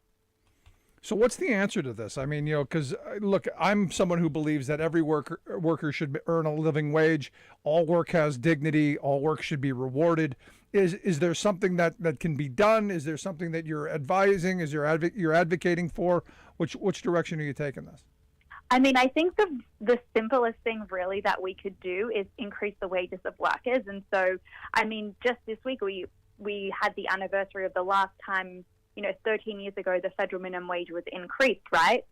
That is a really important, powerful thing that we could do right now, is just increase the federal minimum wage. And there's, a lack of action as Congress, but states themselves could also increase the minimum wage. And Hispanic and Latino workers, for example, are overrepresented amongst minimum wage workers, but they're not the only people that are represented in the minimum wage workforce. So a very simple thing we could do is increase the federal minimum wage. You listen to the Rick Smith Show. We're at Rose Qatar. She's Associate Director of the Poverty to Prosperity Program at the Center for American Progress. AmericanProgress.org is where you can go to get more information. If you want to check out the report that they have put out, it is titled Latino Workers Continue to Experience a Shortage of Good Jobs. We'll get links out on social media how you can take a look at that. Now, you bring up the minimum wage again, as you pointed out, 13 years ago. 13 years ago was the last time that workers saw an increase at the low end. And I would argue all workers have seen have not seen a significant increase over that period of time. And it's because the floor has been forced to remain so low. What do you think that would mean for the low-wage community? Would this buoy them up? Because I have friends who say, well, no, it wouldn't really help them because they get all these state-level programs, food stamps, electric, LIHEAP, rent assistance, all of this stuff. It would just be a wash. Any thoughts on that?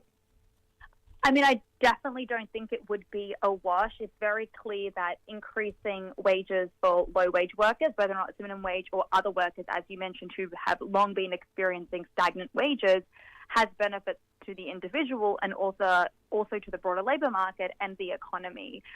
So, I mean, it's very clear that for low-wage workers, what we tend to see is high worker turnover. They are unlikely to stay in one job because wages might.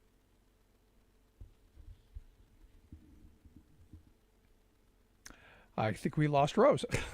And I think what she was saying is that, wages, as people continue to move jobs, move around, things happen. And then I guess we lost Rose.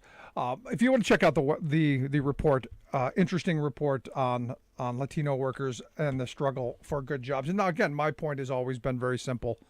I want to make sure that all workers have dignity and respect on the job and all of that.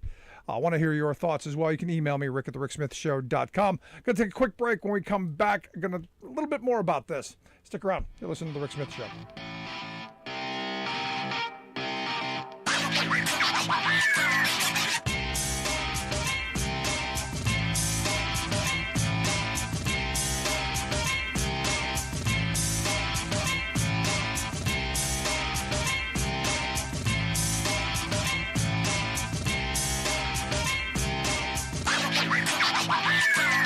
I'm Rick Smith, and this is Labor History in 2.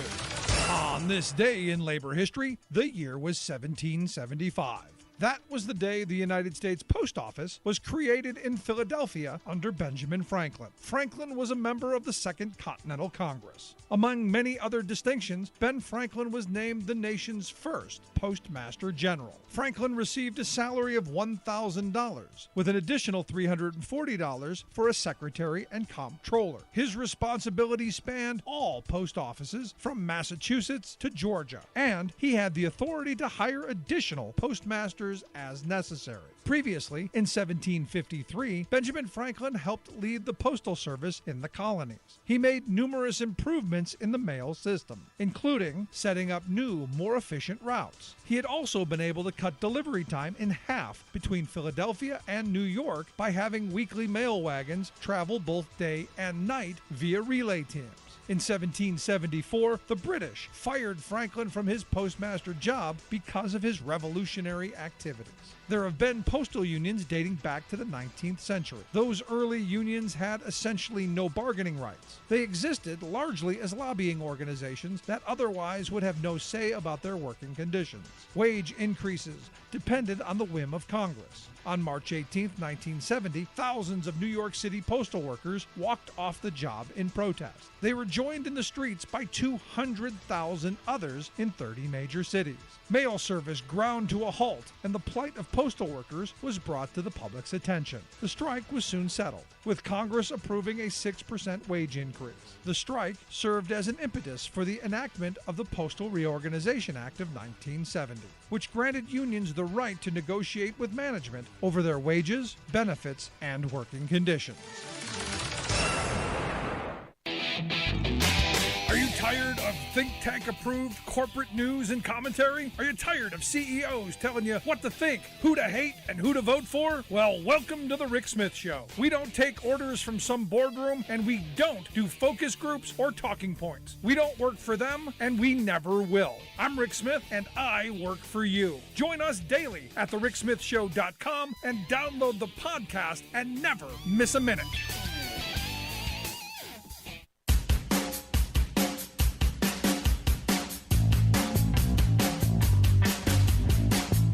Welcome back to The Rick Smith Show. Check out our website, thericksmithshow.com. Make sure you grab the podcast, never miss a moment. Also want to hear your thoughts, questions, comments, anything on your mind, email me, rick at thericksmithshow.com. So, I go back to the conversation with Rose Qatar, and for those out there, I can't believe he said what he said. Look, this is one of the things that drives me crazy about what we do, what people do on the left, what Democrats do, and what they allow to be done. It's this division. I go back to, the old Jay Gould quote. Whether Jay Gould actually said it or not, it's his. He's been saddled with it. I can easily pay half the working class to murder the other half, because he knew. Someone knew. We can easily pit people against each other. We can take their radical self-interests and we can pit them against one another. We've seen it play out throughout history, especially in the working class. We can look at worker strikes, and we can look at scabs who crossed the picket line, and we can look at the brutal battles and the fights and all the stuff that went on because of individuals' radical interests. Like feeding their children, like ensuring that they have a home for their kids to grow up in and their families to live in. Radical, really radical things. And the powers to be have always understood that better than I think than we have. And this idea that we slice and dice and we pit each other against each other is really frustrating. And I wanted to put that right out in front right from the beginning.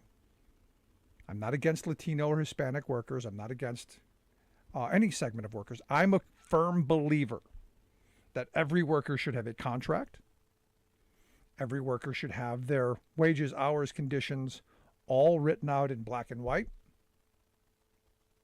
And it should be there for everyone to read.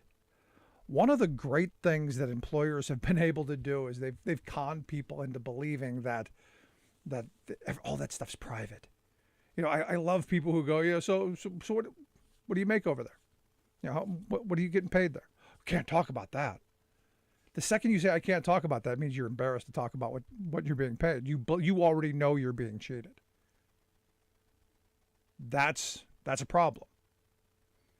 The more that they can keep in secret, the more they can keep pitted against each other, the easier it is to manipulate. And that was my question.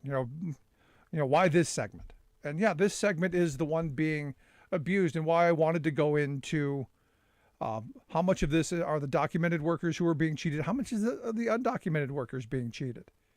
Because what we know, and the reason that I say we have to deal with the immigration issue, is you cannot, as a working class, have a segment of the population in the shadows.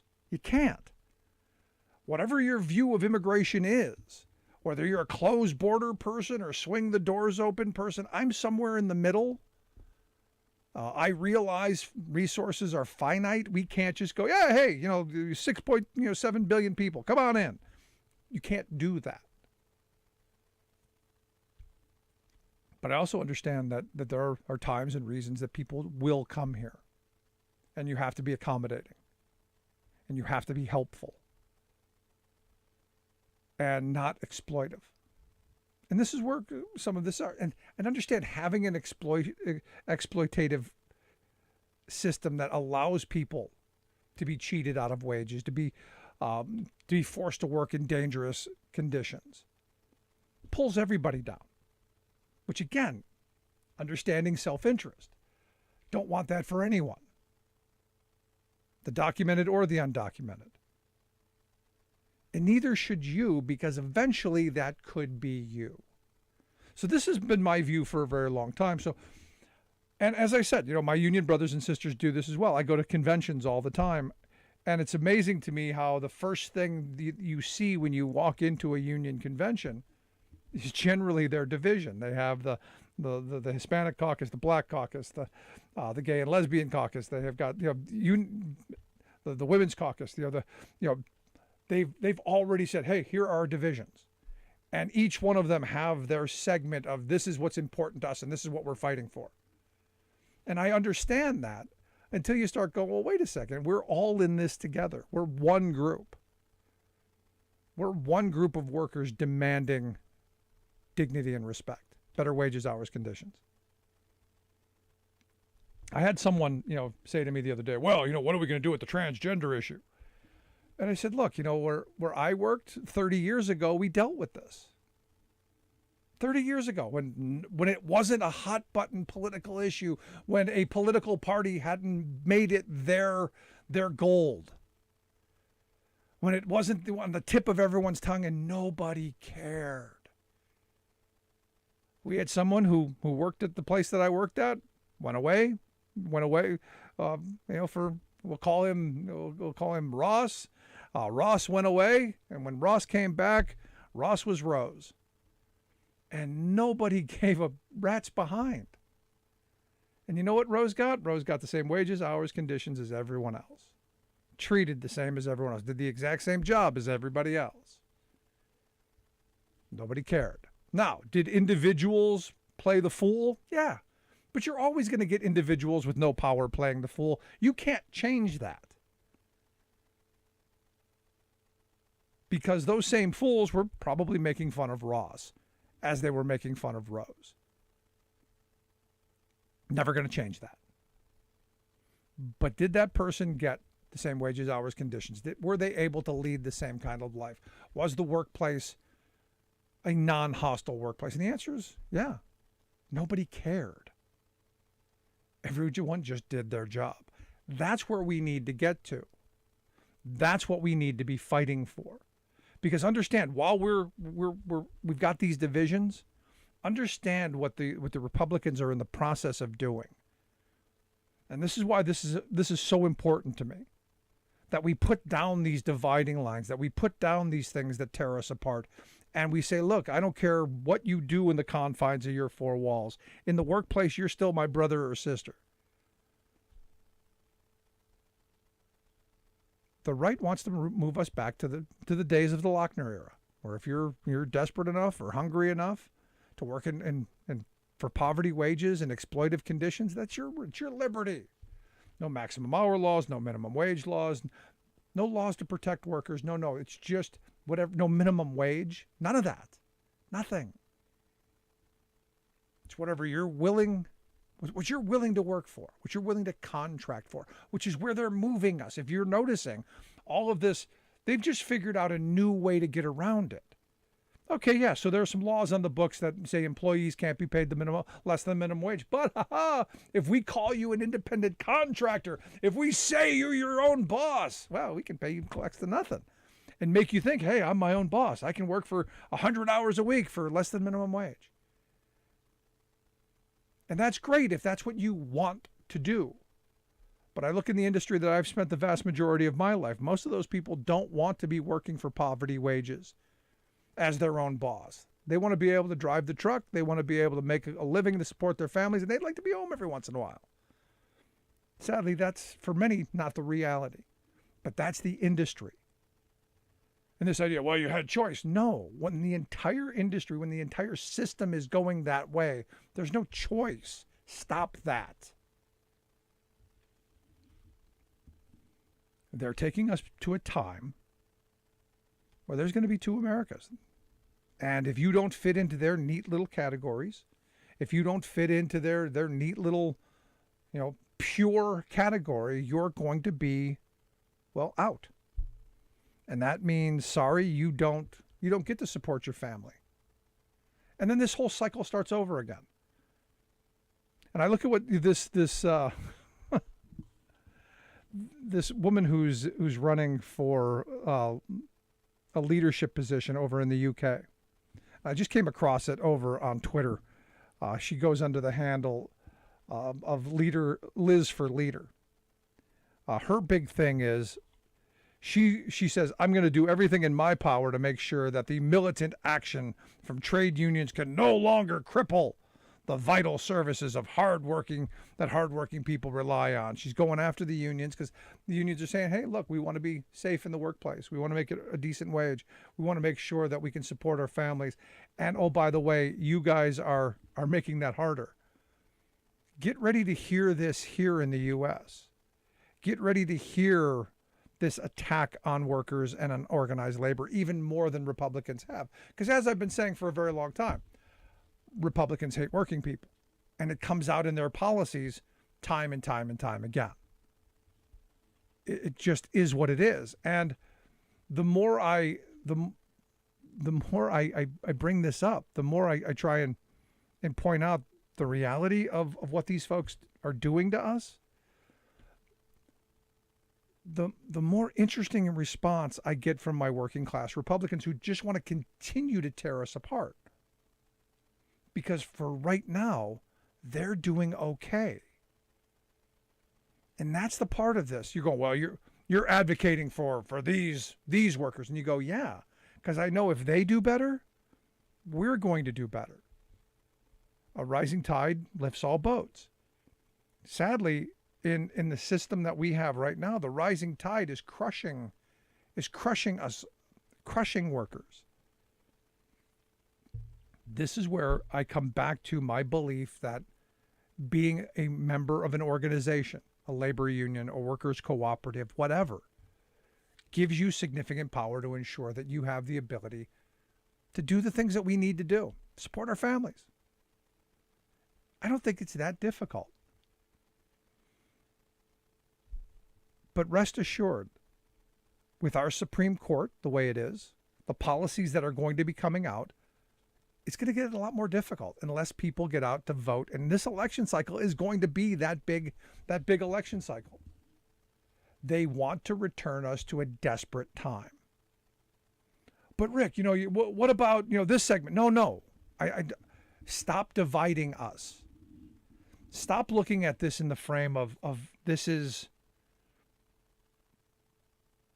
my neighbor against me. This is the person in front of me at the checkout line against me. Stop looking at this in the frames that they keep throwing at us.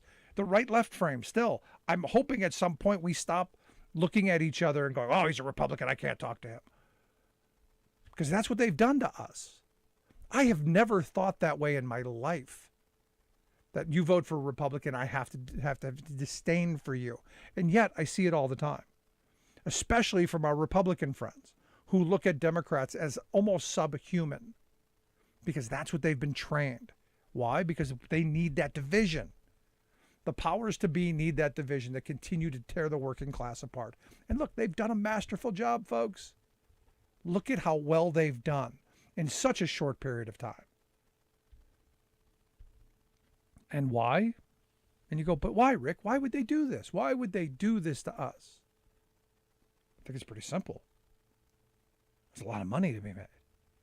We've created the largest billionaire class in the history of civilization. And they get to run around and not pay taxes. They get to shoot phallic-looking rockets into the sky.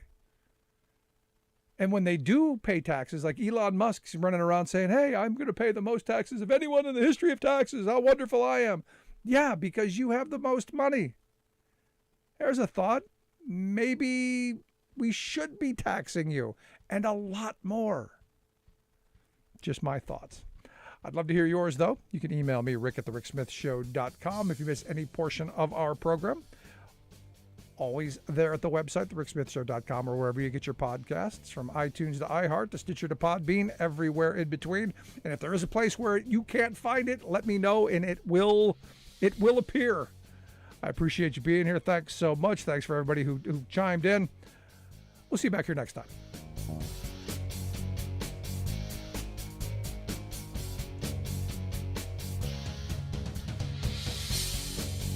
You've been listening to The Rick Smith